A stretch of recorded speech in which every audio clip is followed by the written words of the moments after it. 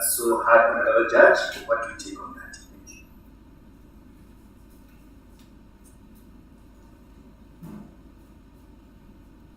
Thank you.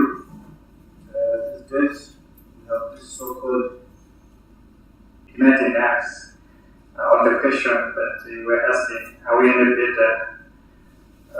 And the topic at hand about the justice delivery system in Malawi. My question, I think it's in line with the first question that was asked. I think we haven't asked the tough questions about judicial accountability in this country.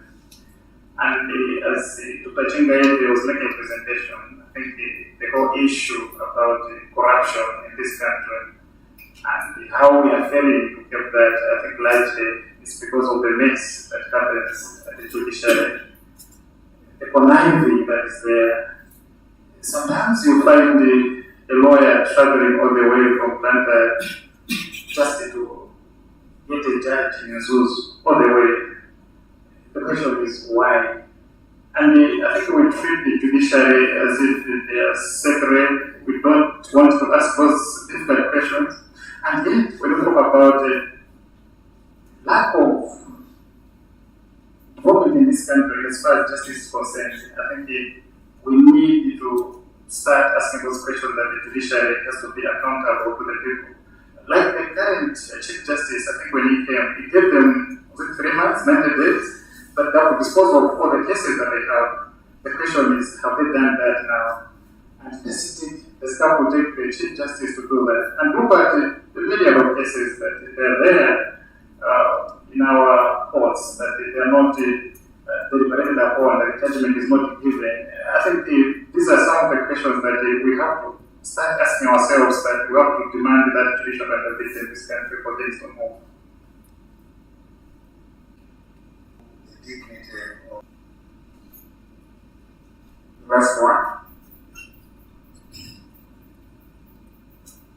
Dr. Mfula, a few days ago, we had this shocking arrest of the Anti-Corruption Bureau Director. The bishops of Malawi, the Episcopal Conference of Malawi, issued a statement as we heard, and we have also followed it. They reflected on the incident that the most senior people in the government were not aware of this. What is your reflection on this justice system that we have, where the senior officers in government are not aware of these critical issues in the justice system?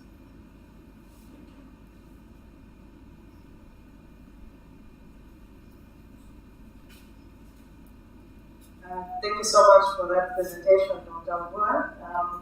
I think at the beginning, maybe because you ran through it due to time constraints, but you did make mention of the various levels of the judiciary, and I thought in your presentation you'd also touch especially on the subordinate courts. I know maybe mention was just of judges, and maybe we tend to overlook the subordinate courts, and in my belief it's actually the institutional setup or structure of the judiciary that makes the subordinate court to professional magistrates. So the easier way out for them is to accept bribes than to accept that they don't quite understand those aspects of the law and the judgment that they will give. So they rather accept bribes as a way to get out of giving judgments in line with the law. And this we see quite a lot in practice. And maybe just one thing, probably we will address it, but I just wanted to make a comment on the question on bail pending an appeal. Bail is a constitutional right that is granted to every accused person, every detained person. So once you have been granted a leave to appeal, you do have the right to apply and to be granted bail, unless it is in the interest of justice that you should not be granted bail. So as a general rule, bail is a right that is available for every accused person before a court determines their case. So even after the first court has heard your case, if you've been given the right to appeal, you should also be given granted bail unless the interests of justice dictate otherwise.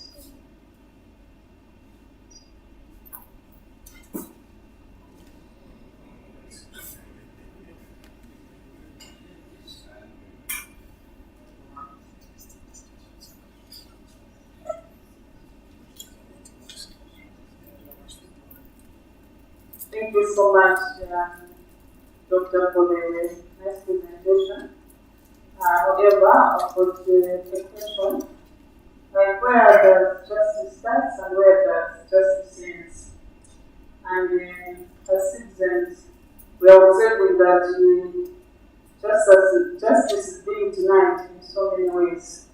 So my question is, what would be our contribution, or what should we do as citizens, or maybe in this case as Catholic Christians, to ensure that justice is prevailing amongst us, especially in our country?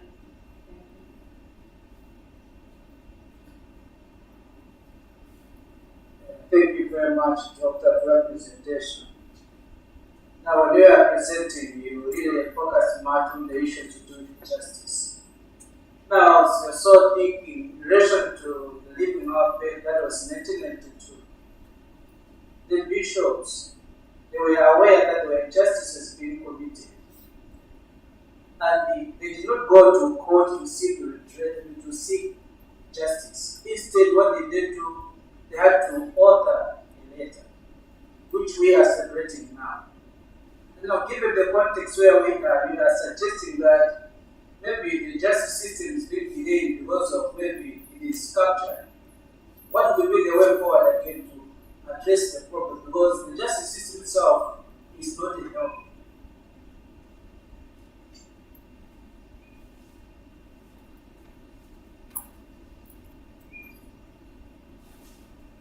Thank you so much for these wonderful questions and comments. I will take the question on bail being responded to by Madam that side, as well as the one that has to do with the comment on the subordinate courts, which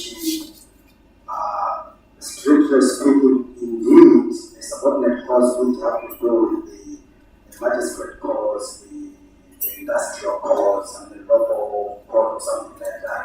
This is where, in many cases, many of the magistrates there have some kind of some training in legal issues that maybe some do not have, or they start servicing the nation as they go also to school. So in that way, as she put it rightly, there could be so much prone to receiving bribes or kickbacks so that they actually gain justice. I want to first respond to the last two questions, which I think are so much debated. What should we do? What should we do to cut the vice of injustice, or to help promote justice as a church? That's his question, and that's our question, I think. If we look at the Commemoration 16 verse 20,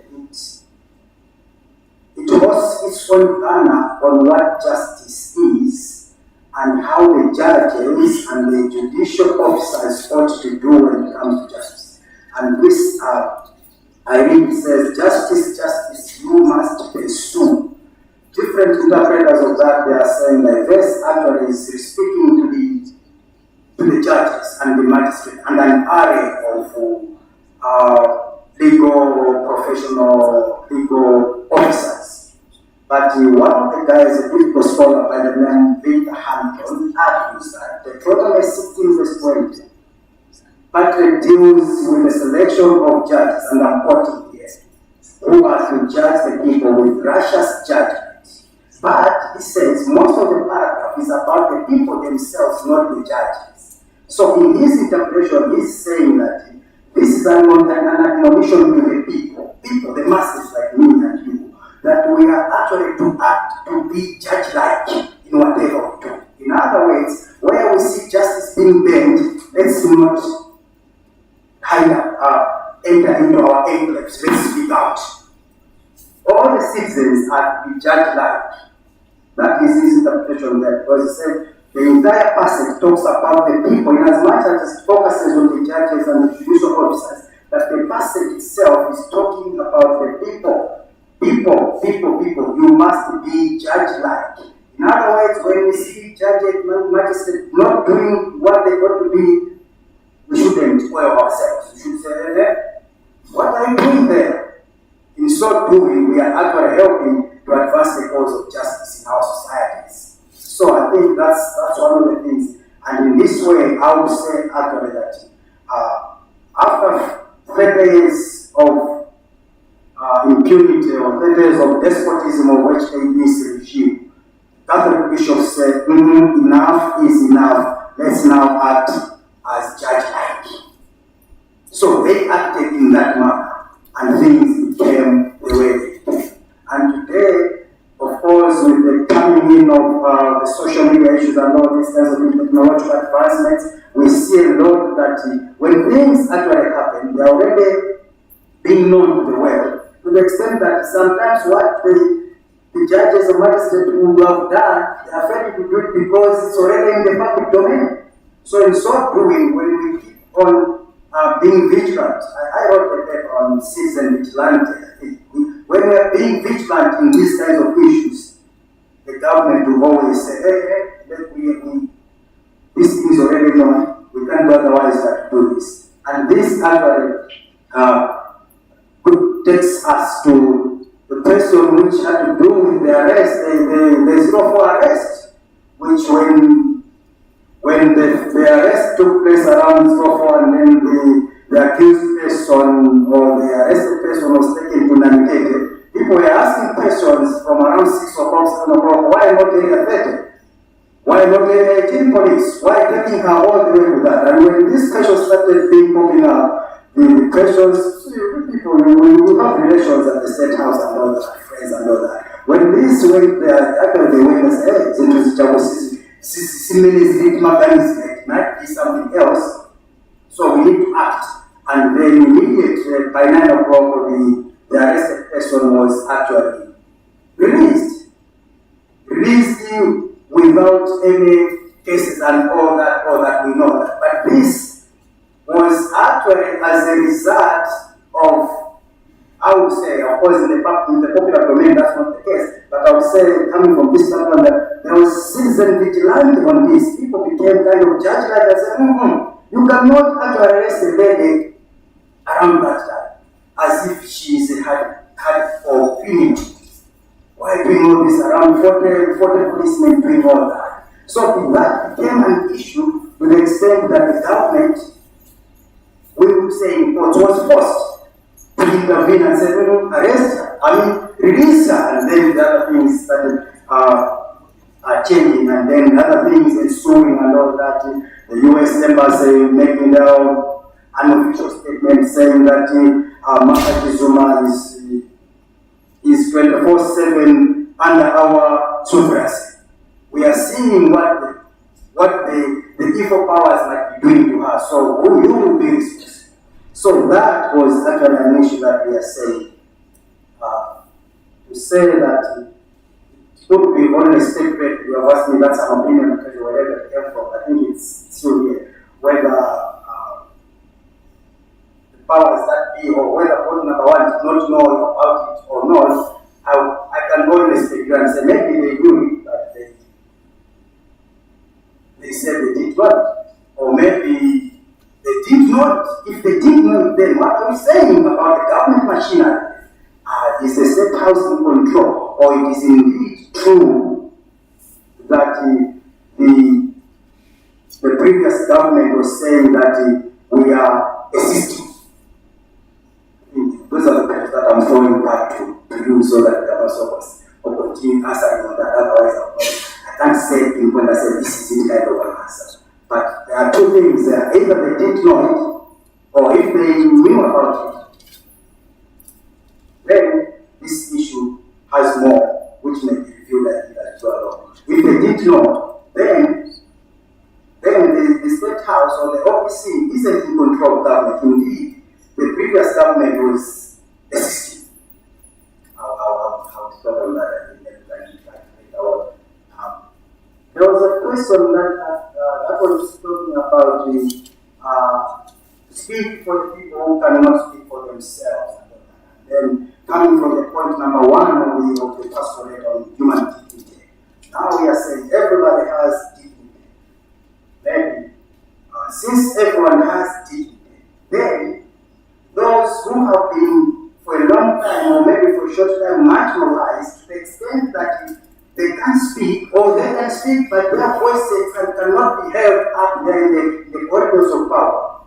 Then there should be a way where citizens who are paid to do that, and at this level, predominantly top of the church or the civil society, we should actually speak up and say, yes, there's a problem there, and then we need to do this. So, talking of speaking for those who cannot speak for themselves is actually maybe could be the foundation where the bishops say we must tackle this issue of human dignity. Because many people out there in Malawi since 1964, 65, 64, all the way to 1992 cannot speak for themselves. The oligarchy system, Kinga said that strongly, the oligarchy system could do everything else, but if you do a small thing of maybe stealing one tambara, you will actually have the whole hell descending on you. But you could not say anything on that. So the bishops actually could be having their theological foundation when they raise the issue of human dignity. Of course, they actually quoted Genesis chapter 1 and that, I think. But this would also be at the back of their mind that Malawians cannot speak for themselves, so we must speak. We cannot continue with this policy of silence. It's killing all of us. We must speak up. So human dignity entails that we should indeed be speaking up for those who cannot speak for themselves. It can be at village level, it can be at community level, wherever level, and all the way up to national level. When things of national interest, community interest, personal interest, family interest arise, we must speak out when we can. And that's what the church exists, and that's one of the things of features of the Catholic social teaching is to do that. Another thing another question that came had to do with the issue of judge shopping. There was a question that came from that side, judge shopping kind of, I think, where cases committed in Chihuahua, and then all the way somebody goes and sues that, or someone makes that case in Zuzu. Why not in Chihuahua? Why not in Uganda, which is close, about 70 kilometers maybe, or less than that? Why going all the way over? That is going person A goes to person B goes to person C instead of going to person B. So that again shows the porousness of our judicial system, which is an issue why this step has been presented, which is an issue why the Pastoral Act of 1992 was issued, that we must change, we must reform our judiciary, we must reform our judicial or our judicature, if you will, if I may use that kind of a way. And again, the very first question I think from here, on the issue where when maybe a judge or magistrate is in the wrong, perhaps let's take the example of judges, is wrong, and then the Judicial Service Commission is chaired by the CJ, Chief Justice himself. Do we see how the CJ would actually let justice run like a river and say whatever comes let it be? Or would actually shield his fellow guys? There was an issue of 90 days that you mentioned about and all those kinds of things. And I think last week's paper, maybe on Saturday, weekend, if not Sunday, I think, there was an issue where the Chief Justice was, after during the swearing-in ceremony of the new judges, he pointed out this very kind of an issue that when some of these judges are found themselves in the wrong, let the law do its job. He said that, but of course, polyamority is something else, and then actual actions are something else. This is Malawi after all, sometimes that's how I always sometimes preach water and then we drink wine. Unfortunately. I don't know if I've made some sense in trying to respond to these critical questions that my Reverend colleagues posed. Thank you so much.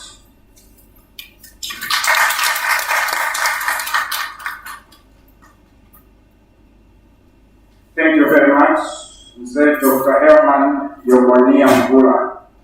The name of Reverend Father Dr. Alfred Chaima, the Secretary General of Maui. He was also a part-time lecturer at the Catholic University of Eastern Africa from 2006 to 2010. Thank you so much.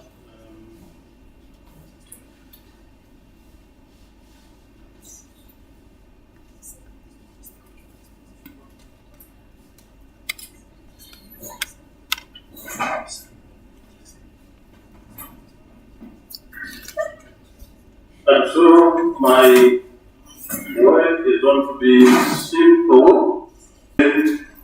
Again, I expect that these many presentations that are following may also address some of what I may just mention here and skip. But let me already confess that I'll be betrayed by my background. You have already been told that I've been involved in pastoral organization in my diocese for some years. And then I also hold an office at the moment in the church. But I've also been standing before students for quite long. And so my presentation will take both,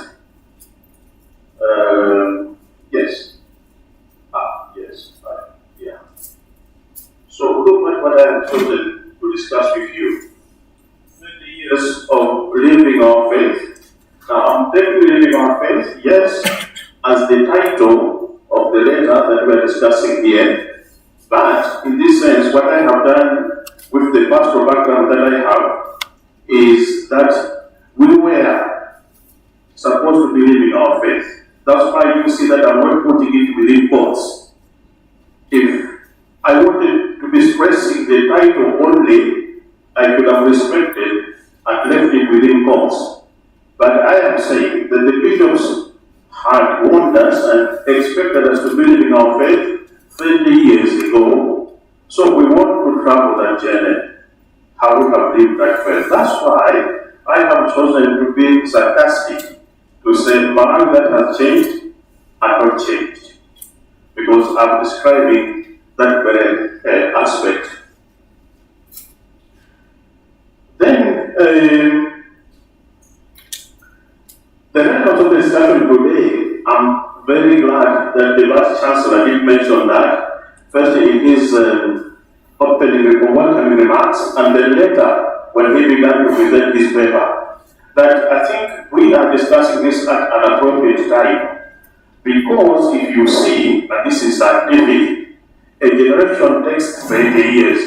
I have asked that question in class to say, how long does a generation take? Because we read about this, maybe from the Bible, about generations, and the answer that they give to that question is 100 years. I don't know for what reason. People think that a generation takes 100 years, but actually a generation takes 30 years. And this is why at every juncture, after 30 years, you will have something like an experience of a revolution, because there is a clash of generations there. If you can see what happened, and that was handled by the Vice Chancellor in his presentation, after the 30 years of one-party rule, then 1992 came, boom. Then take the 30 years, or almost 30 years that have taken place, and experience what happened with the last elections, because generations clashed. And someone has just mentioned here to say, I think it was my Lord Bishop Steamer here, who was mentioning to say the people that we are dealing with here are people that may have been very young at the time the politics changed here, or politics was changing. And this is why that must also be managed. And that's why I say this discussion is relevant. Anyway, let me not waste time there. I think it would be sad that I lose my time by just describing that. So the way I'm going to discuss this paper is partly academic, but I'll not dwell on that because I think the papers that I have listened to have already taken care of that. And I expect that these mistresses and masters that are coming after me will still continue to discuss that every. What I will do is, yes, make mention of it, but I will dwell on the second part. And that will be also responding partly to what the Vice Chancellor mentioned, the challenge that the bishops have already taken as something to consider. What is the contribution of the university to the church in Malawi? That's why my paper perhaps in this case, I will dwell on the second part. So how are we going to discuss it? How do we handle it? The context of the 1992 pastoral letter, you can see. Why should I be doing it again when it has already been handled? The issues in the pastoral letter, again, that has already been covered. Perhaps we could just discuss the change in Malawi and the challenges that we are facing at this moment. Again, the easier part has already been done scientifically by Dr. Chingaibe. Then our contribution in a discussion like this, I will just be provoking you. I don't have solutions. I will just be provoking you. And that's what we do in the pastoral field. We are not there to discuss things theoretically and remain there. Our issues are usually led to some proposals. Now, in our case, because of the discipline of the church, when we propose, then we bring them to our bishops, either for guidance or ratification. So even when I do it here, don't go and try it out immediately, my brothers. I'm only proposing. So, this is what I say. Let us not waste time on it. It has already been handled. That's the context I was talking about, where we came from. One party, one president, and we were reminded of the four cornerstones. I don't need to discuss that. Then, this was triggered by the abuses. Yes, if you just find out what we said in the background, you would even be saying, why should the bishops be writing a letter? But things got sour when they were experienced of abuses, the decline of public services, and the limited political space, limited freedoms. Where are we taking this from? From the issues that the bishops decided to discuss that time. So, if you look at politics, that was covered by Dr. Chingaibe and also by the other paper on the Vice Chancellor, we had seemingly clear-minded leadership then of the one party. And do you remember the type of candidate that we will have? Usually very or 12 or less than 12. Because you remember that our first president was also a church elder. So he wanted to imitate perhaps Jesus. So 12 disciples. And then I want already each one of us to begin to think about the people that we usually picked. They were professionals. I have a reason for highlighting that. Then socially, families were intact, not the ones that we now experience. Good enough that those of you that are here are experiencing that we have families that are intact. I'm talking about the other families out there. Then we spoke one language. You remember what Dr. Chingaibe has discussed about unity? Why did Cameron, for example, decide that we should be speaking one from Kidiba to Musanje? Then a population that was hardworking, remember spiritually, if you compare and the way we are described as God-fearing people, and you look at us today, where we have lost the conscience today, my brothers, In ministry, we will know what I mean. If we chose to be in the confession of God tomorrow morning, we'll be lucky to get somebody even just pass by the confession of God, not even to come to confess. That speaks volumes. Then we commanded a lot of respect, even around. People knew who a Bavarian is. Every time that you just left the boundaries. Then we want to talk about the sequence of how now we have moved. And that's what I'm saying, change in Malawi. You can see that we have also changed the title there. We have moved that leadership at certain point, especially when the change had to come, you should be asking, if the pastoral was written today, and Kamuzu would be the one that the present leadership should be replaced by a Kamuzu. Do you think they would have allowed Dr. Samir? Do you think they would have allowed the referendum to take place? I don't know. Because it took a leadership that said, here is a voice that has come from the church, and let us act on it. And it was an executive decision. So, the execution of the change. I'm talking of 1992 and 1994. Right. Now, the content, everyone of us knows it. So let's leave it. I'm talking of the content of the pastoral letter. Let's leave it. You will see it in the paper and read for yourself. Now, because we are saying Malawi that has changed and Malawi that has not changed, let us just examine this without getting deep into the discussion at the moment. The periodic democratic elections. We used to have elections, yes, even in the one-party regime where we elected members of parliament. But some of you will recall, and I happen to be one of those. In our constituency, we never went. Of course, I was not of age to go to elections, but we had a nominated member of parliament. I don't know why they chose our area. And I remember the person was Mr. Muremba. He was always in parliament, but we never chose him. But since we changed politics, I think my brothers and sisters there began to participate in the elections. So we changed also the political landscape from one party to another party. These are things that we can point out. And the degree of some freedoms, mind you, we are saying degree of some freedoms, not the granting, of course, this is contentious. That you have freedom that is unlimited, but you have some degree. For example, media, we used only to listen to NBC that time, you remember, and it was only NBC Radio 1, Radio 2 came in 1997, I think, and it was news everywhere that we have two stations in Malawi. And you would be playing around the whole 1 hour, 5 minutes listening to another one, the other 5 minutes the other radio, and you couldn't imagine that can happen.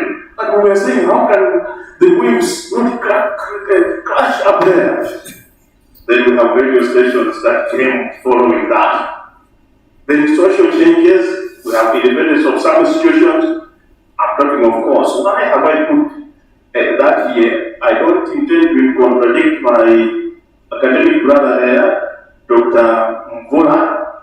When I say independence of some institutions, and then I have given an example of course, I'm comparing with the traditional course that we used to have. Because at that time, cases that were of high profile were judged by traditional leaders. I remember Nazombe, who was my own TA, who was presiding over a case of some dissidents, treason cases, you can imagine, TA Nazombe. The cases of Porton Chiwa, using the wisdom of the village, to pass on judgment on such cases. That's why I put it there to say, we can talk about independence of some institutions without contradicting the input that our brother has just exposed here. So I am saying, Unfortunately, these changes are going alongside loss of certain key values in society. For example, let's already pay attention to education quality that is eroding, the hardworking spirit that is eroding, and then the culture of handouts. Then it is not going to be saying the culture of handouts that is eroding, but that is coming in. Now, some experiences there, we cannot exhaust the experiences. So for the citizen, the temptation to throw away everything of the past, we have been caught up in there. Zonse zakale zoipa. Seeking any change for the sake of it, as long as we have changed. Things are okay. Rushing through the changes and then failure to manage the change, you know that is very dangerous. And that's why some of the youth find themselves in difficulties. They fail to manage the change, even in age. Then getting to extremes, the unlimited and unregulated freedoms. That's what we see as pastoral theologians. Now, again, some experiences now as regards leadership, the egoistic, the I am, the my government type of spirit. You remember the open term? Do you know that if you critically look at our leadership, they have tried, each one in his or her own way, trying to introduce it not at the same level, nepotistic, dynastic. So, for example, if I'm giving a talk here, afterwards I expect that my younger brother should come and give a talk, not somebody else. Dynastic. So either my son or my brother. And you can see that this is very unique to Malawi. It doesn't happen in Tanzania. You indeed have a person of a different name who comes either to lead a party, but not here. Not here. It must be the same name. So Janima leading the party. The next one should also be either Jaime or Jaimu. But at least it must be closer to that. Then anything goes. You have leaders that you literally say, I mean, what does he think where he is? So anything goes, whether people are fighting, until he's walking up and saying, can you make a statement? And they will tell you, can you write a statement for me? So then you ask, are you the one speaking? Or the one who is writing for you? Those are experiences, pastorally, that we see. Then Malawi, that is not evolving now. That's now an overall picture, image that we are going to get as a consequence. Malawi that is stagnant, Malawi that can hardly be said to have any national agenda. We keep on experimenting. We are in a laboratory. Malawi is a big laboratory where things are tried. Copying things that even we have no sense of what we are copying and borrowing for consumption. They just bring it to parliament for the sake of procedures. But they don't even mind how much we are borrowing. Now, some major factors that have led us to that present scenario, illiteracy. I tried to find out from the statistics that we have in Malawi. The commercialization of vital institutions. I want you to marry this with what I told you about the cabinet in the one-party regime, where I told you that yes, it was lean. Of course, you could also have questions about some figures that would be there. But if you look at what I want you to think about here, do you know what happened after we attained the multi-party politics, the first government? If you look at the personalities, I think it is not good ethical to be mentioning names here. This is an official presentation. But just think deeply of the characters that were in the cabinet. You will find that most of them were business people. They were business people. That's why they turned everything into business. They went there and began buying trucks, and they made sure that the railway is no longer working. so that their tracks will bring. That's what happened. So we have not recovered from that because we moved from working with professionals to run our country into people who turned Malawi into a market. And up to now, if you look at the characters that are put into government, that's why they will make sure that as soon as they are there, they buy tippers, they buy tractors, not for themselves, but for hiring to the government. Malawi is now a market from Chitipa to Sanje. Then that has even gone into, that was governance, education, health, and transport. If you can ask me why our schools are still doing very well, we somehow have the politics of what education should be, and so when we are running our school, it is for knowledge and for holistic knowledge.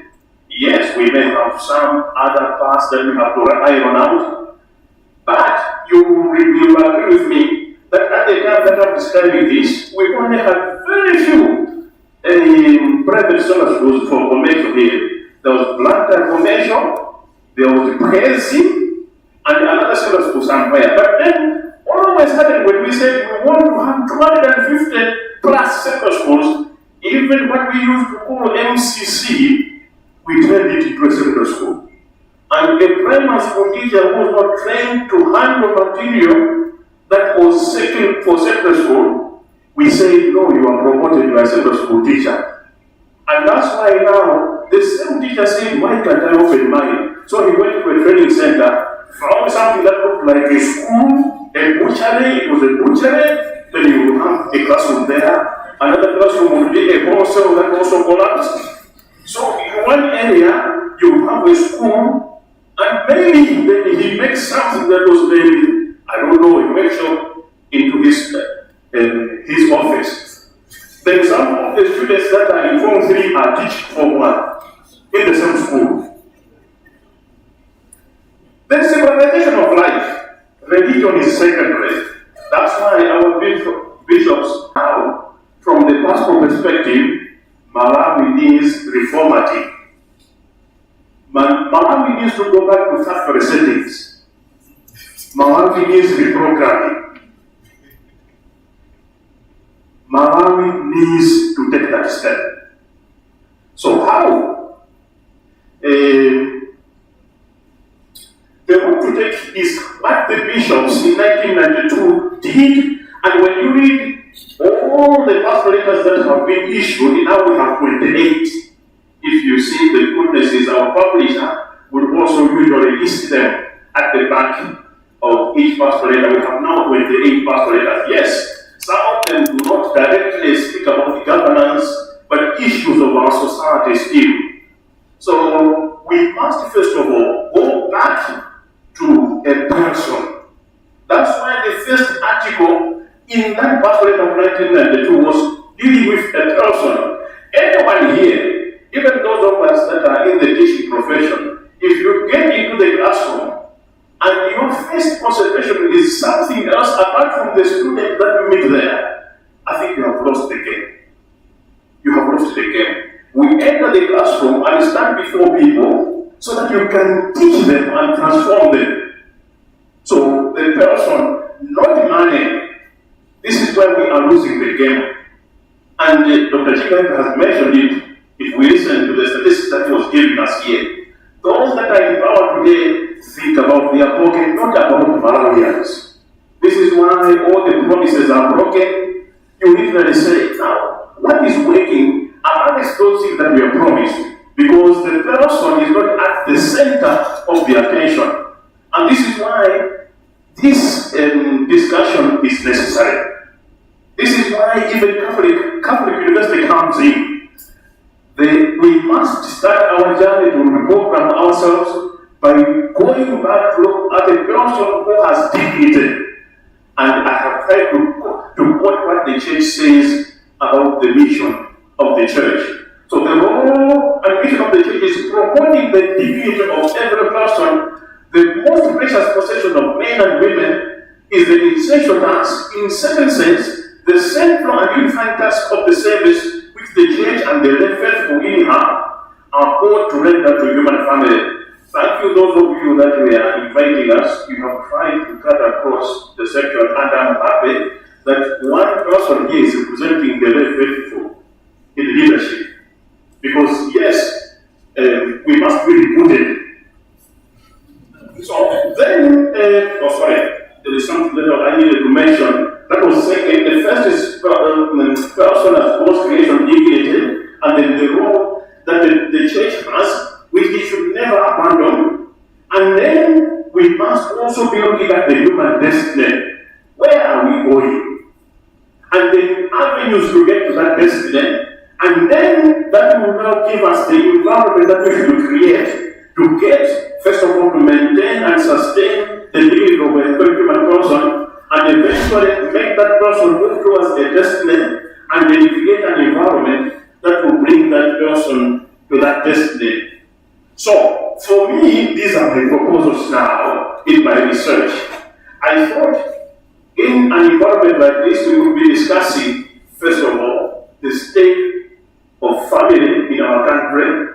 Where is the family today? You and me know where the family is.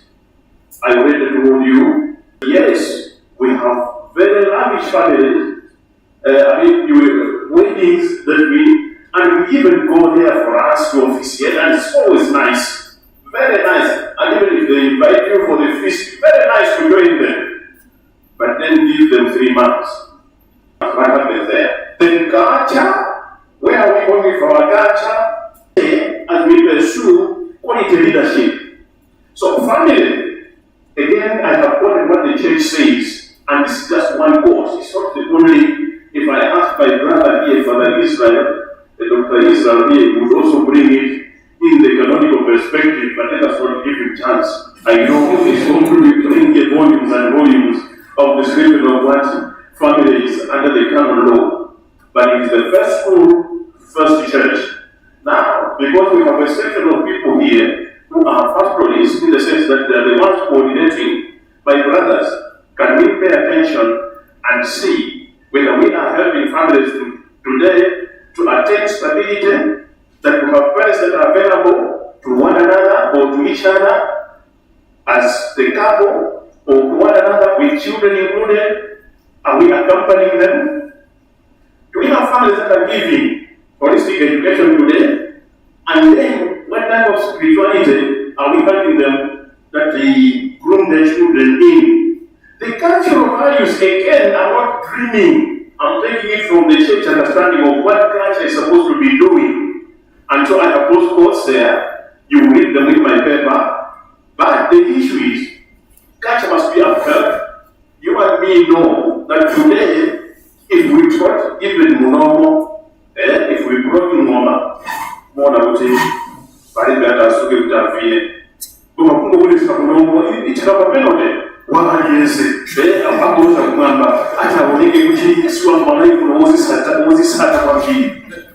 These are the things that we must be thinking about and thinking seriously.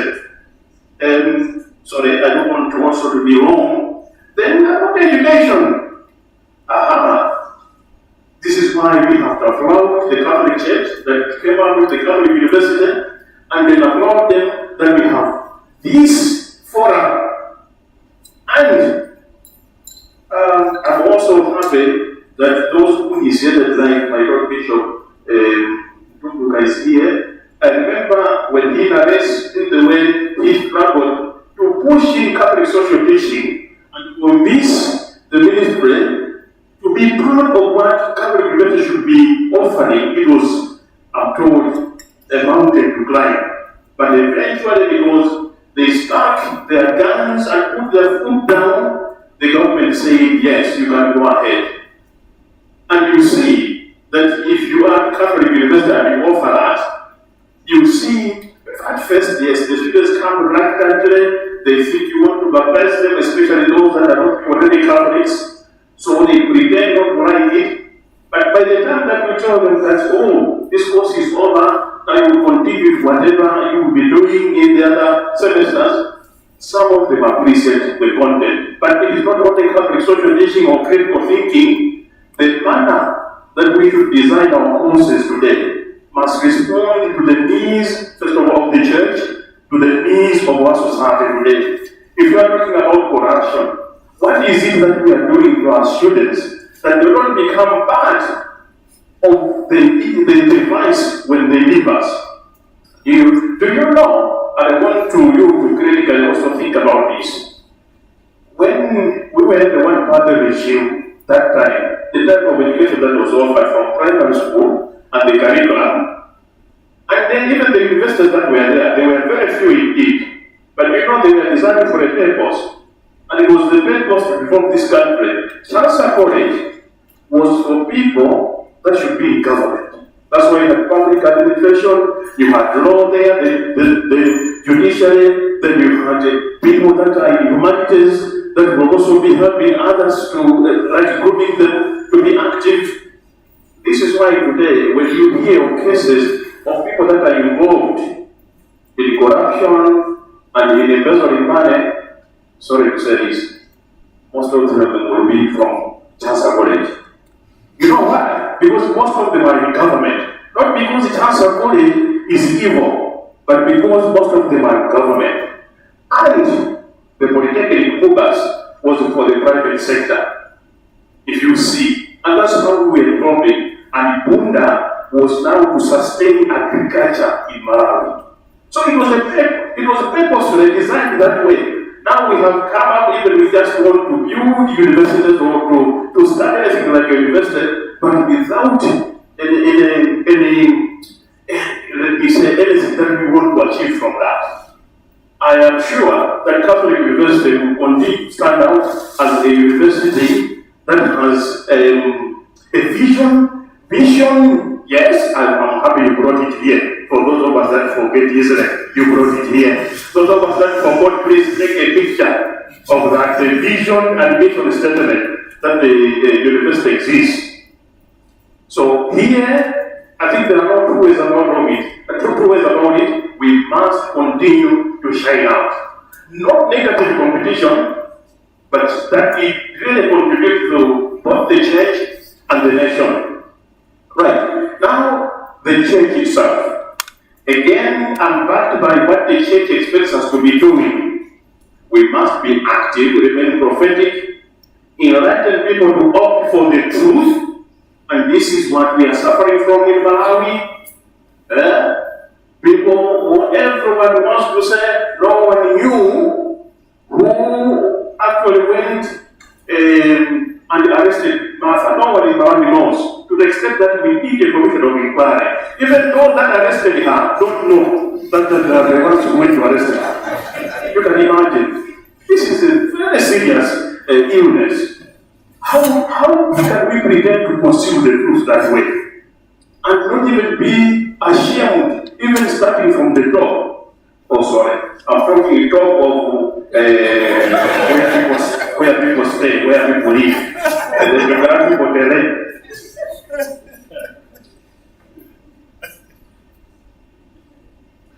No, I have missed something here. I was saying, can we examine the local catechism and the review content? Do we have in the catechism that things that can challenge people to converge?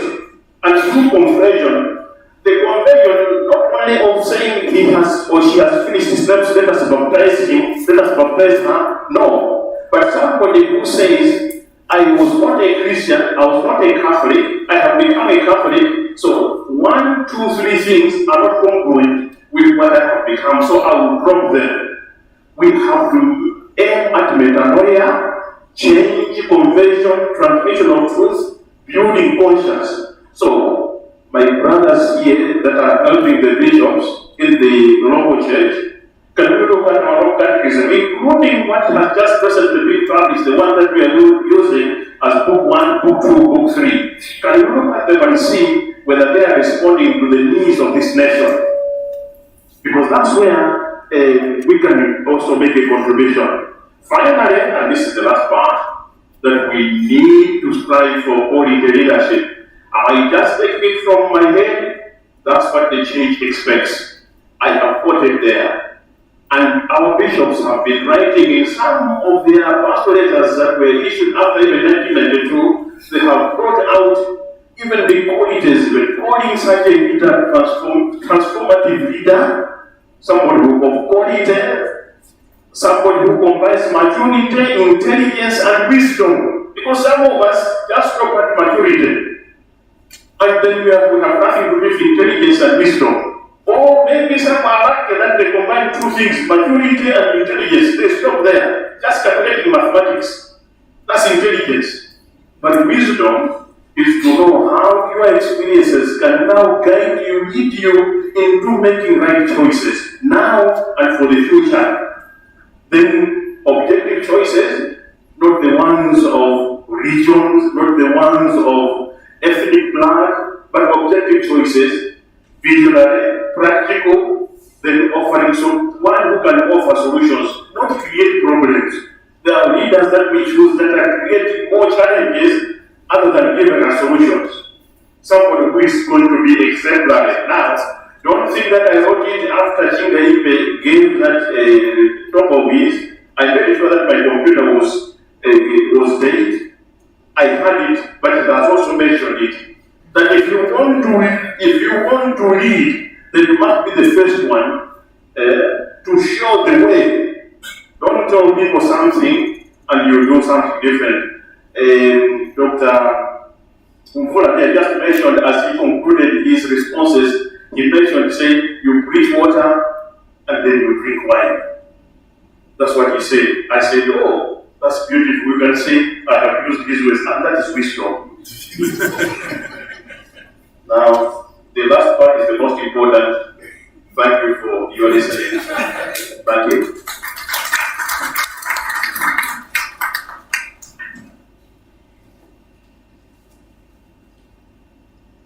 Thank you very much, Dr. Father Alfred Charima. It's now time for reactions, comments, even questions. And can I ask that as I go around taking the questions or comments, the next presenter should already be getting prepared for the sake of time. We're running short of time. We have our supper on time. So any questions, comments regarding the presentation that has just been made by Father Charima?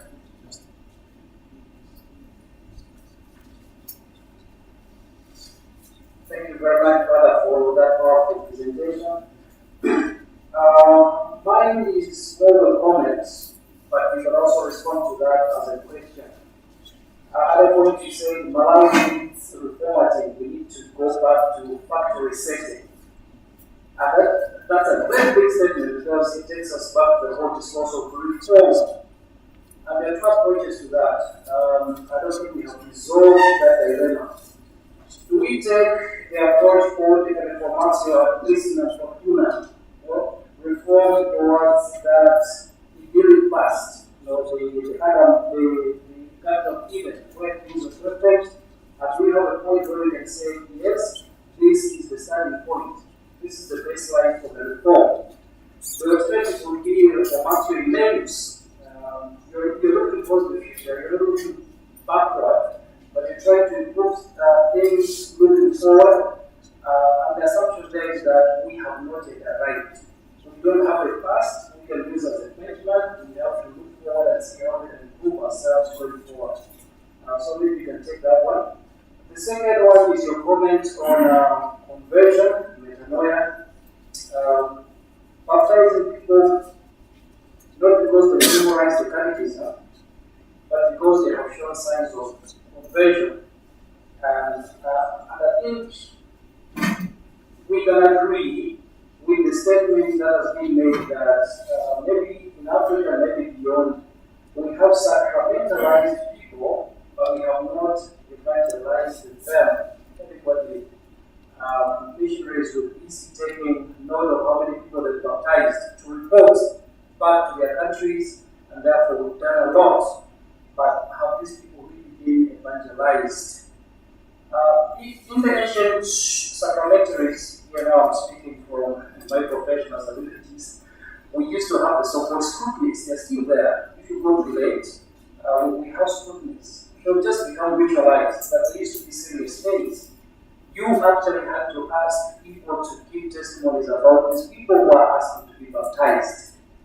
Does their conduct really show that they are worthy of this noble sacrament we call baptism? Just wanted to make those 2 comments. Thank you.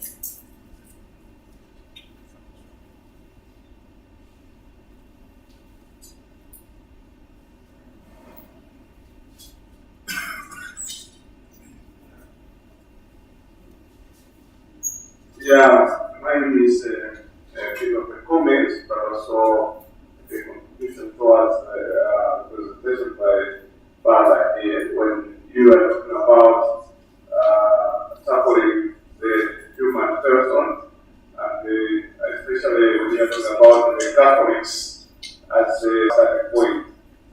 I was thinking that for change, really, begin for the Catholic and the social teaching of the church with others, so that we don't just target the Catholics, but we should also be able to tackle even non-Catholics. So you rightly said, like the president there, that we were able to share with others the teaching of the church, and in that way, I think we're able to contribute towards positive change.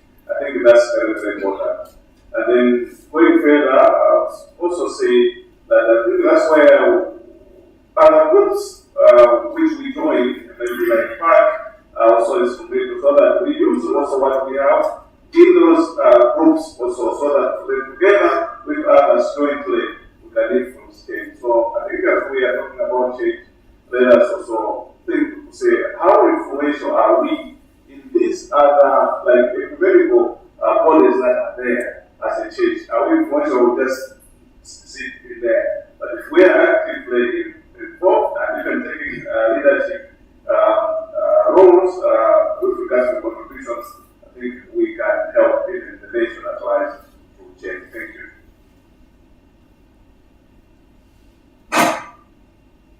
So thank you so much for being with me.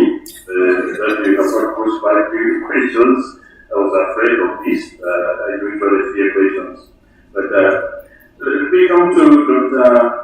Somani with his comments, and then I think he made a further contribution because I was using terminologies that we have to carefully understand what we mean by reformatting or reprogramming, because it could give a wrong impression like we want to go back to where we are. Because if you say reformat, it is like you had information and then you have lost it and you want to go back there. So, like we're getting in this case, just for an example, one rule. But I'm glad that it is expression we tried also to mention that what we are focusing on is that we want to correct what we have, focusing on the future that we do.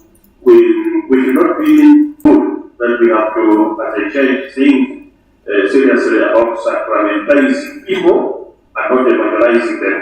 So I think the mission of the church is to evangelize and not to just distribute sacraments and give sacraments to people. So that's why in his comments he was already proposing to say we had a methodology where there were serious scrutinies at various stages of those that were being catechized to see if they indeed are prepared for the next step.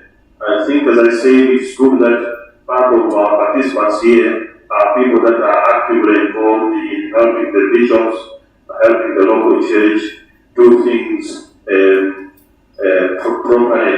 Then the next thing that I'm getting from my brother who spoke next is again a contribution to my paper to say don't just concentrate on Catholics because they're just a fraction of the people that make the citizenry, the population of Malawi, but let us also find ways like what the university is doing, that when it is offered, let's say Catholic social teaching, it is not only to Catholics. So let us examine our own influence, and we are talking about positive influence here. It is not that we want to push the Catholic agenda negatively to groups that otherwise exist for a different thing. But that as we are there, we influence and we give, first of all, appropriate values, and secondly, that we stand for what Catholics stand for, and that we don't begin to just for the sake of friendship or a working relationship, begin to compromise. I think that's what he means. So, because I am going to edit my paper after this, then I will take into consideration these contributions. Thank you so much for your contributions. Thank you. You can go to the next presenter.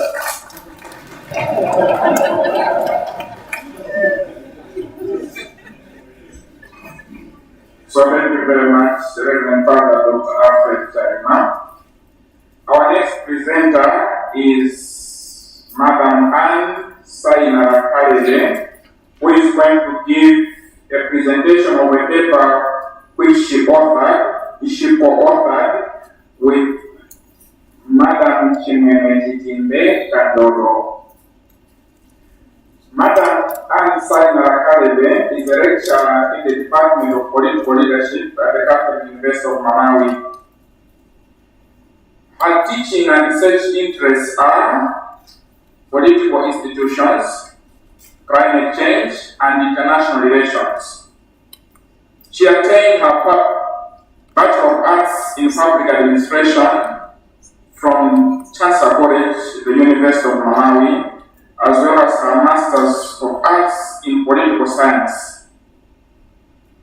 Madam Chimwemwe Chizimbe Kandoro holds a BA Humanities degree from Chancellor College, which she got in 2002, and then a master's degree in Peace and Conflict Studies from the European University Center for Peace Studies in the year 2009. Her interests are in politics, peace, good governance, administration, and management. Over to you, Madam Khaled.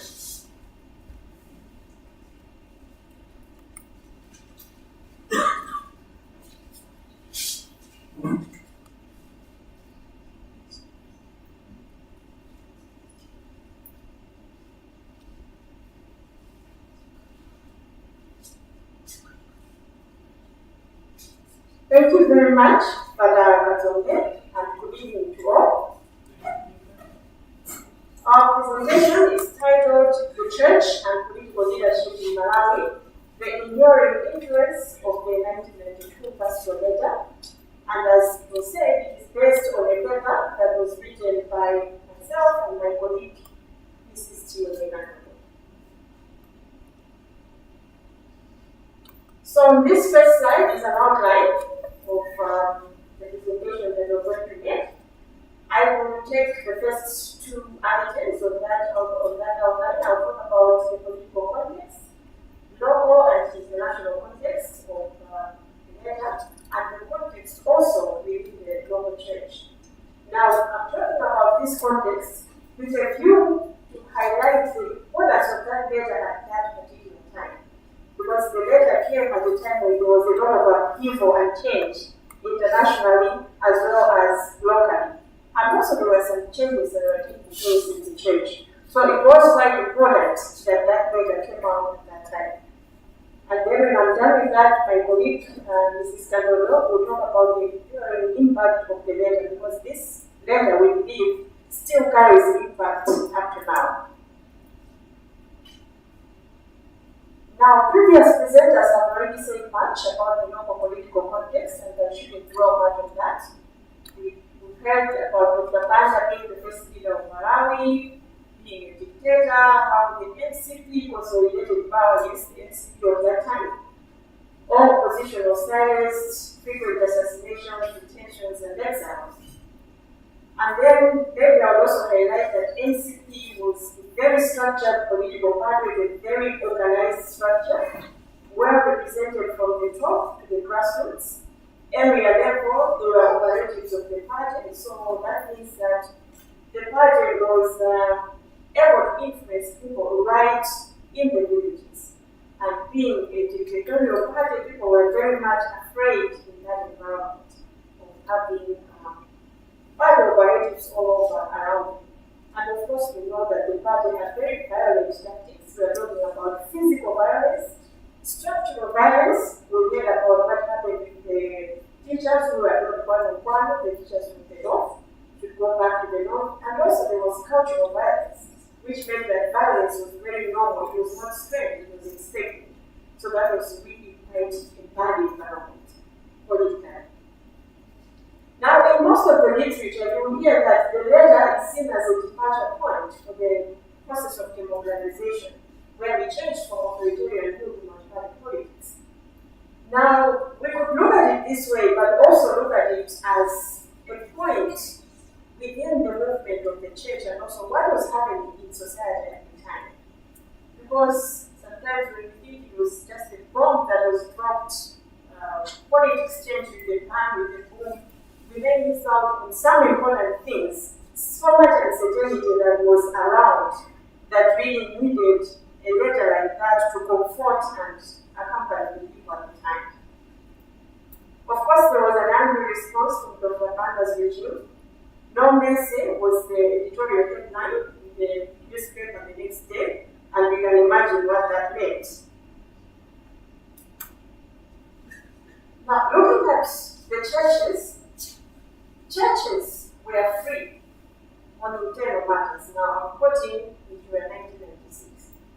But they were required to give a stamp of legitimacy to the government and restrict their witness to personal spirituality and morality.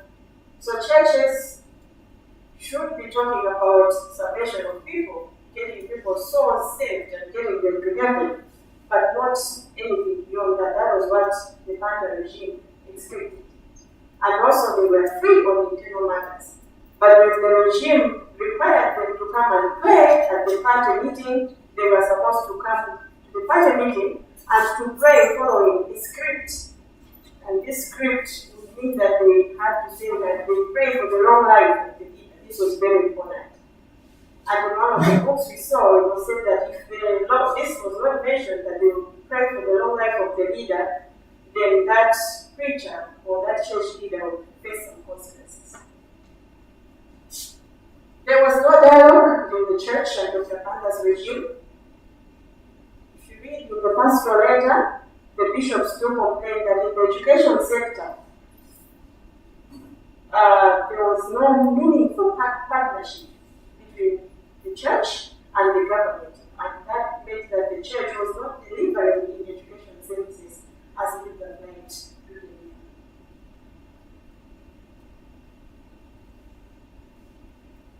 Now, this local context can also, or rather, there was also a regional context to this. There were also some regional issues that were happening within the Africa region, the Southern Africa region. In South Africa, on 11 February 1990, Nelson Mandela was freed, and President de Klerk removed the ban on opposition political parties. This was a very significant move because the Malawi government was aligned to the South African government at the time. Dr. Banda's regime was friends with the apartheid regime in South Africa. So this new change there would have sent shockwaves and uncertainty into Malawi as well. In Zambia, right next door, President Kenneth Kaunda lost multi-party elections to President Chilwa in 1991. And then in Mozambique, also next door, the communist-inclined Mozambique Liberation Front, FRELIMO, recognized Mozambican National Resistance, RENAMO, as an opposition party. So they were also on their way to seeing huge political changes in the system. In Kenya, President Daniel Arap Moi was also forced to embark on democracy in 1991. They had elections there, multi-party elections, which President Moi won again, but they were widely considered to be not really unfair. Now, this uncertain environment is also seen in global affairs. This was the end of the Cold War in the 1990s. On November 9, 1989, the Berlin Wall came down. The Soviet Union had begun to dissolve, and there were protests in European countries, Bulgaria, Czechoslovakia, Romania, against their pro-Soviet governments. So there were huge changes that were being expected at the time on the international scene. global power was shifting, and the Soviet Union, with the collapse of the Soviet Union, it meant that now there will be only one superpower as the United States. And we do know that the United States is a democratic system of government, and that led to seeing more moderate political ideologies like socialism, liberalism, and conservatism. And those extreme forms of politics like communism, Nazism, anarchism, or monarchies, all of those would be disappearing. And capitalism was also spreading as an economic system. And we know that capitalism also comes with its own problems, like the inequalities between the rich and the poor. So this was a time of huge uncertainties for those people who were following international affairs as well. Now within the church, there were also some changes that were happening concurrently at this time. As I said before, the church was historically known, or rather, the local church was advised or preferred to be in matters of evangelization, with some diversion into education and healthcare. But now a new concept was coming up. This was the concept of human promotion, and the church was focused on looking at serving the whole person, looking at the person as a whole. A church that was against new forms of slavery and domination of people. And this was quite important because with the change in the political systems that were happening, of course, domination of people and slavery would take new forms. And in the literature also, if we look at the work of the Association of Member Episcopal Conferences in Eastern Africa and Isaiah, we would see the change in orientation that was also happening there as this idea of human promotion or saving the whole person was taking shape.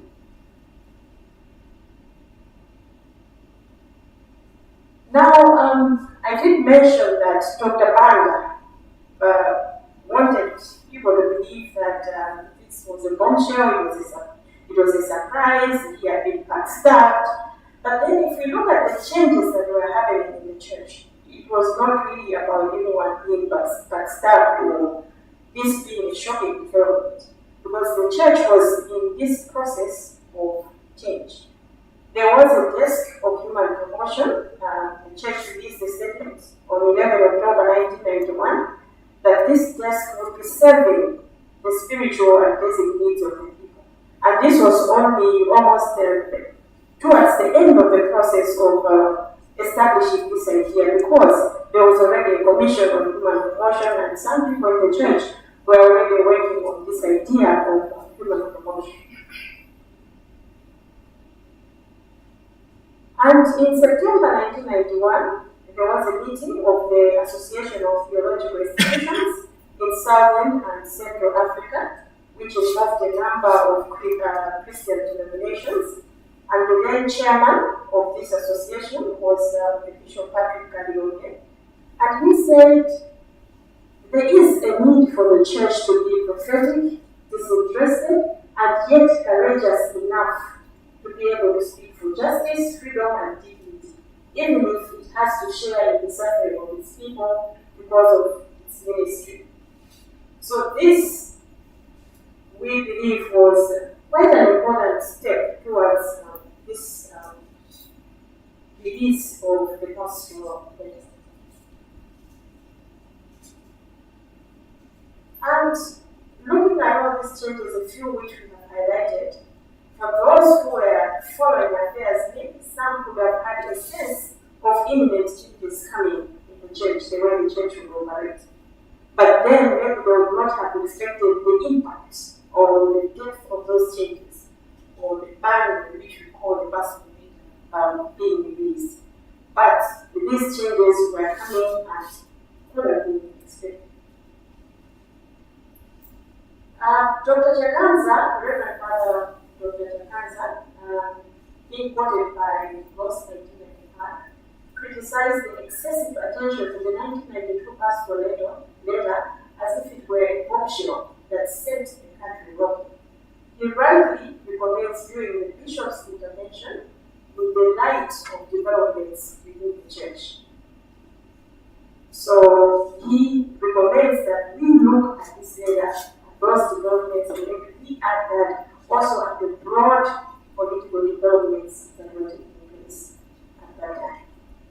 At this point, I'll hand over to my colleague who will talk about the enduring impact.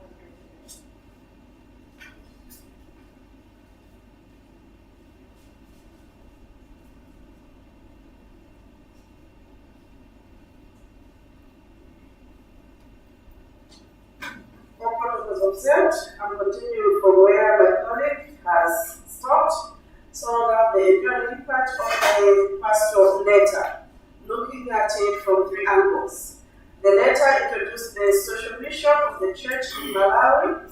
Secondly, the church separated itself from the ideological inclinations of the political leadership, and then the church linked governance policies to the development agenda. So, the first place, the pastoral letter makes it very clear that the church is on the new social mission.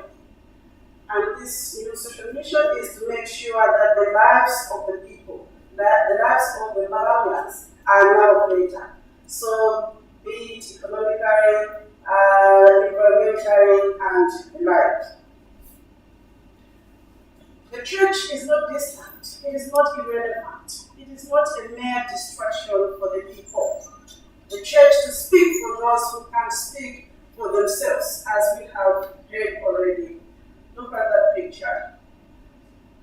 It is something else that affected the bishops, the church. For example, looking at the multitude of poverty in our country.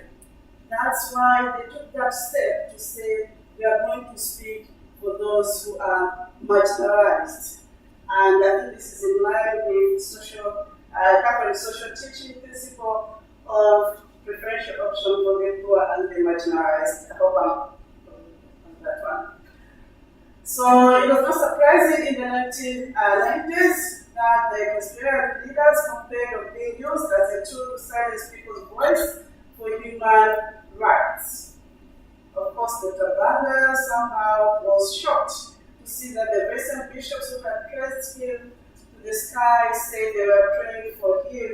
The opposite, 2 or 3 days later, that is double crossing what he said, and was asking, is that Christianity? Would Jesus Christ do a thing like that? So all Dr. Banda wanted was let these bishops pray for his own life, and nothing like saying, hey, you're not doing well here, can you please change? The pastoral letter frequently refers to the biblical text, which had its own views on some political matters, and this is also one we've already gotten from the presentation area to say that the weight of this pastoral letter can also be seen in the sense that it gets some reference from the Bible. It doesn't just say anything from the Bible. So the pastoral letter interpreted as an ideological challenge to the Banda, as one minister accused. When we're talking about positive peace, we're talking about the absence of all forms of violence. So where were we? Was it on the negative or positive? Of course, the cornerstones that have been highlighted earlier, the unity, loyalty, obedience, discipline. However, compliance with these prevented us, the citizens, from enjoying our human rights. No wonder it was very difficult for people to associate. It was very difficult for people to voice out their concerns. People were not enjoying their freedoms and their rights. This is what the Episcopal Conference of Malawi in 1992 says. We joyfully acclaim the progress which has taken place in our country, thanks in great part to the climate of peace and stability which we enjoy. We would, however, fail in our role as religious leaders if we kept silent on areas of concern. That's why the bishops voiced out and were brave enough, because during that time, as we already know, it was a time where it was not conducive for someone else to say something against They were not afraid to be thrown into the rivers infested with crocodiles, for example. Some areas of concern in the pastoral area include an inspiration of greater equality and unity, the right to an adequate education, adequate health services for all, participation of all in public life, freedom of expression and association, a system of justice which works fairly, so issues of transparency, issues of accountability being taken care of. The bishops were aware of the long-term orientation of this church they proposed. As they said, and I quote, the issues raised are not short-term in nature, but require ongoing and deeper reflection. And I think from today, this is what we should also get reminded of, that this pastoral letter of 1992 was not just something raising issues only for that period of time, but something that has to make us to say, what is it that we're going to do 5 years, 10 years, 15 years down the line? What is it that we're going to do for the better Malawi? So this is something else that we should think of in our respective roles, wherever we are, whether in churches, in schools, in workplaces, in our local areas. Let us always take this one as having a long-term impact. So in conclusion, the pastoral letter was not an isolated political move, but rather a logical move for the church as it redefined its mission. The letter also came at a time of great changes in the international political scene, and the letter brought momentum to the 1992-1994 democratization process and has also accompanied the faithful into the new democratic era. So let us all be brave enough in our mission of making Malawi a better place to be. Thank you.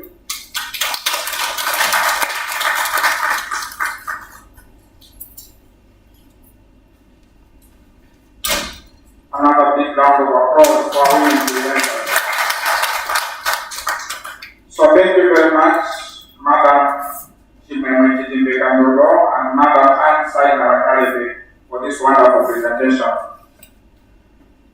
Now the floor is open to comments, questions that you may have, or anything else pertaining to the presentation that has just been made.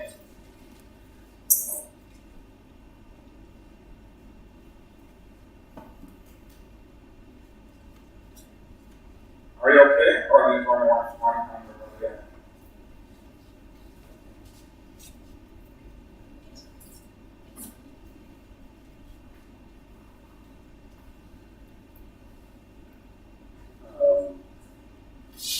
Thanks a lot for the wonderful presentation.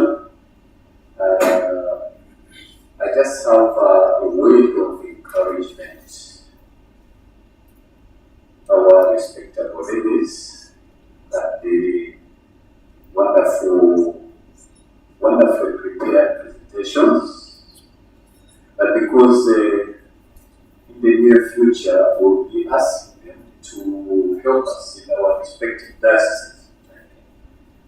For us, at one moment we will ask them to come to the open. I would like to ask them to be more flexible, that they talk to us. Right? It's a word of encouragement, but it is not easy to speak to people in this way, especially we know the government has been there for presenters to be before such groups, but we believe in them that they can do much better. So we wish them that they move on from where they have begun. They face us, they face the house, and they talk to us. Thank you so much.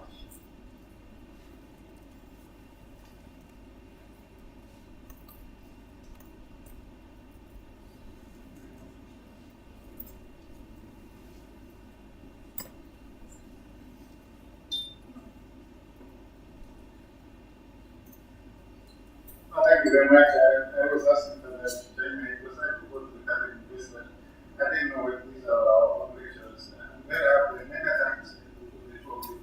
This was a I think it's the last paper also. I'm sorry I came late so that we were in the wrong way, so I came late. But I think the context, you are right in saying that the pastorate had that impact because also the global changes that are taking place all over the world. That cannot be denied. I think you are also right that the thinking, the routine of the Catholic social teaching was coming up quite strongly, and we were not exceptional here. Not that it was very blunt, but at least the general mentality and teaching in Catholic social teaching was taking root also in Africa here. There is no doubt about that. So there you are right. You think also with small Christian communities and things like that, these were all coming out around at the same time. So you are dead right. Nevertheless, having been already a priest by that time, I think I like when you mentioned that the bishops were very brave. It is one thing to know that this is what I should say at this time, but it is another thing to say it at that time. I was in Zulu St. Peter's when the late had been raised, policing along with some of all church leaders, and we were those from Zulu together at St. Peter's, and for us to bless them, and they were all crying. They were all crying as they boarded the bus going along. It was very, very, very frightening. They somewhere didn't farewell to their families. They didn't know if they would come back. It was a terrifying moment. I happened to have thought at the Catholic place when I was telling the students that it was not quite a small, very different. They didn't understand. They were all young people. So I had to find better ways of how to demonstrate. I would say the very fact that I was teaching one course in political science, but I would say the very fact that we're talking about political science would probably be, oh, that's what it is. I would say yes, exactly. Yeah, so I think this is a good paper, but also all of you, many thanks, who are there, many thanks. But the two ladies said you did a good job to say there was a broader movement. I think that's a good observation. Internationally, but also within the church. And together, working on justice, about issues of our justice system, not sorry, then who are there, I was not there when together, but I've listened to together many times, so I know what I'm talking about. Many times, and Father also, many times, but I think it's been very, very fruitful for me listening here. And all these papers are also speaking to the situation. Very much so. And so I'm thrilled to be here, listening to all of you here, and including our two lecturers again, many times.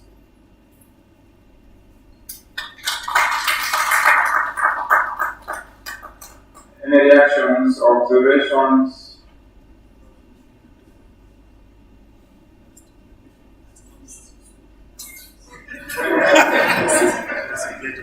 I thought you were just commenting on what the two presenters said. So I hand over the mic to our Director of Ceremonies to guide us on the next item of the program as well as tomorrow morning. Thank you so much.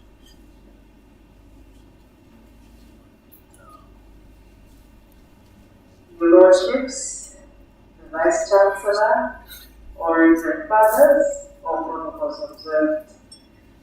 Can we once again give a big round of applause for all our speakers? We would like to thank you all for the wonderful blood members. Should I continue? All right. Thank you. So thank you all for the wonderful presentations, and thank all participants for the enriching debates and contributions that we've had. I'm sure it was mostly because of time constraints. We would have liked to explore and expand a little more everything that we have heard. We thank you so much for being a lively audience. So our program for tomorrow, we'll just quickly run through that. We'll start with the Eucharistic celebration from 6:30 in the morning. So if we can all keep time, the Eucharistic celebration tomorrow will start from 6:30 a.m. Thereafter we'll have our breakfast, and we expect that by 8 o'clock we will have started our session for tomorrow, which will run from 8 o'clock up until lunchtime. We'll have a break, and then the afternoon session should take us to around 4 p.m. We anticipate that by 4 p.m. we'll be having our closing remarks and the final blessing, and that will be the end of our conference. So we know today we started later, probably because it was also the date of arrival, so trying to get all logistics in order, but we do believe that tomorrow we can keep time. And our plea to all the presenters for tomorrow, once again, is that we try and keep it brief. If we start in good time, yes, we might be able to give you the 1 hour, but probably if you can make your presentations within 30 minutes or less, so that the whole session maybe your presentation would be for about 45 minutes maximum, so that we can keep time. So from here, we'll go and have our supper, which will be up there, the prepared buffet for us. And then that means that's the end of our session today. And we'll go to our respective rooms. I think some will be accommodated here, and elsewhere, I'm sure we've all made those arrangements we are aware of. But the main plea is that for tomorrow, we keep time so that by